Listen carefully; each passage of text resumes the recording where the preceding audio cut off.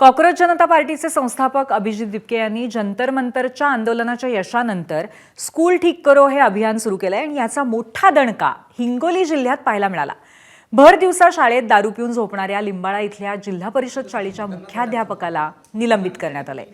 विशेष म्हणजे अभिजित दिपके यांनी दिलेल्या आंदोलनाच्या इशाऱ्यानंतर ते हिंगोलीत पोहोचण्यापूर्वीच प्रशासनाने ही कारवाई केली।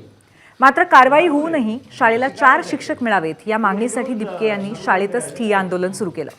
जोपर्यंत शाळेला शिक्षक मिळत नाही तोपर्यंत जाणार नाही अशी रोखठोक भूमिका घेत त्यांनी तिथेच आंदोलन दिलं आणि त्यांच्या या आंदोलनालाही यश आलंय।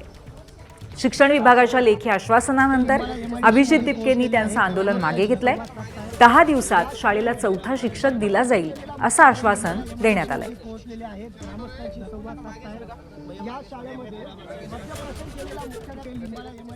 दोन मागण्या होत्या।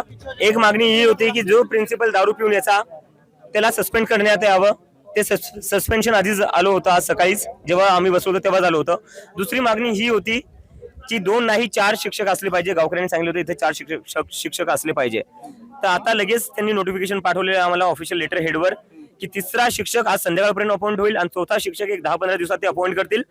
तो आता त्यांना हायर करावं लागेल किंवा बघावं लागेल, शिक्षकांची कमी येते असं सांगितलं।